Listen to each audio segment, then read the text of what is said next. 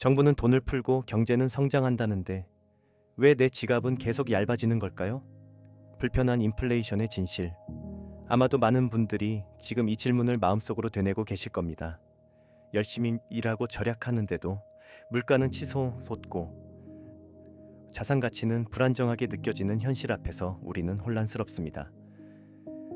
마치 보이지 않는 손이 우리의 주머니를 서서히 비워가는 듯한 기분. 오늘 우리는 그 보이지 않는 손의 정체를 파헤치고 당신의 지갑과 미래를 지킬 수 있는 실질적인 통찰을 얻게 될 것입니다. 단순히 더 노력하라는 뻔한 이야기가 아닙니다. 당신의 경제적 고민에 대한 명확한 해답을 찾아 떠나는 여정에 오신 것을 환영합니다. 우리가 겪는 이 고통의 본질은 무엇일까요? 정부가 경기 부양을 위해 통화량을 늘리는 정책은 언뜻 경제를 활성화하는 것처럼 보입니다. 하지만 이 과정에서 발행된 돈은 모두에게 균등하게 도달하지 않습니다. 금융 시스템에 가까운 곳에서부터 흘러들어 자산 시장의 가격을 먼저 끌어올리고 그 후 점진적으로 실물 경제로 스며들며 물가를 상승시킵니다. 즉, 돈의 가치가 하락하는 것입니다. 펜실베이니아 대학교 와튼 스쿨의 저명한 경제학자 제레미 시겔 교수의 연구는 이러한 현상을 수십 년간 추적해왔습니다.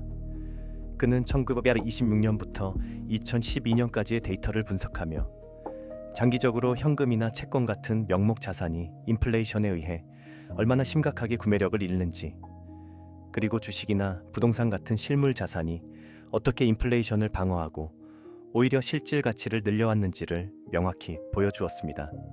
많은 사람이 인플레이션을 단순히 물가가 오르는 현상으로만 이해하지만 그 본질은 우리의 돈이 숨 쉬는 동안 그 가치를 조금씩 잃어가는 보이지 않는 세금과 같습니다. 그렇다면 이 보이지 않는 도둑으로부터 어떻게 우리의 자산을 지킬 수 있을까요? 핵심은 명목 가치가 아닌 실질 가치를 이해하고 그에 따라 행동하는 것입니다. 시겔 교수의 연구는 현금이 장기적으로 인플레이션에 의해 가장 크게 손실을 입는 자산임을 거듭 강조합니다. 반면 주식, 특히 강력한 가격 결정력을 가진 기업의 주식이나 생산성이 높은 부동산 같은 실물 자산은 인플레이션의 해악으로부터 상대적으로 자유롭거나 오히려 이득을 보기도 했습니다.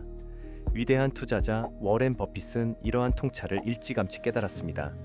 1970년대 미국이 높은 인플레이션에 시달리던 시기, 그는 단순히 성장하는 기업이 아니라 인플레이션 환경 속에서도 제품 가격을 올릴 수 있는 경제적 해자를 가진 기업에 집중했습니다. 코카콜라나 시즈 캔디 같은 기업들은 원자재 가격이 올라도 소비자들이 기꺼이 더 높은 가격을 지불하는 브랜드 파워를 가지고 있었고, 이는 인플레이션 속에서도 기업의 실질 이익을 보존하고 버핏의 자산 가치를 불리는 데 결정적인 역할을 했습니다. 이는 인플레이션이 돈의 가치를 떨어뜨릴 때 진정한 가치를 가진 자산은 오히려 빛을 발한다는 것을 증명합니다. 하지만 우리는 버핏처럼 막대한 자산을 가지고 있지 않습니다. 그렇다면 우리 같은 평범한 사람들은 어떻게 해야 할까요? 여기서 깊은 통찰과 반전이 있습니다. 인플레이션은 단순히 경제적 현상이 아니라 우리의 돈에 대한 인식과 자산 배분 전략을 시험하는 기회이기도 합니다. 조지 워싱턴 대학교의 안나 마리아 루사디 교수와 펜실베이니아 대학교 와튼 스쿨의 올리비아 미첼 교수가 수년간 진행한 금융 문맹과 금융 복지에 대한 연구는 흥미로운 결과를 보여줍니다.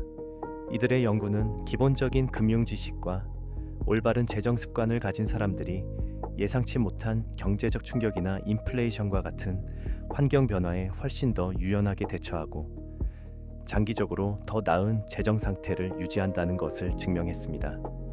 중요한 것은 단순히 돈을 많이 버는 것이 아니라 돈의 가치가 어떻게 변하는지 이해하고 그에 맞춰 우리의 자산을 재배치하는 것입니다.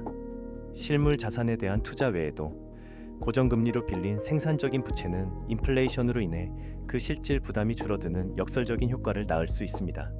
반대로 변동금리의 고금리 소비성 부채는 인플레이션 시대에 치명적인 독이 됩니다. 이 깨달음은 우리가 인플레이션의 희생자가 아니라 현명한 전략으로 이를 헤쳐나갈 수 있는 주체임을 알려줍니다. 우리는 지금 단순히 정부의 통화 정책을 비판하는 것을 넘어 우리 자신의 경제적 주체성을 되찾을 수 있는 중요한 기로에 서 있습니다. 인플레이션은 피할 수 없는 현실일지 모르지만 그 속에서 우리의 자산을 지키고 성장시킬 방법은 분명히 존재합니다. 시작은 거창할 필요 없습니다. 오늘 이 순간부터 당신의 돈이 가진 실질적인 구매력에 대한 인식을 전환하는 것만으로도 충분합니다. 당신의 월급이 오르지 않아도 물가가 오르는 속도만큼 당신의 자산 가치가 함께 오르도록 하는 전략을 세울 수 있습니다. 당장 실천할 수 있는 한 가지는 바로 당신이 가진 자산과 부채의 실질 가치를 점검하는 것입니다.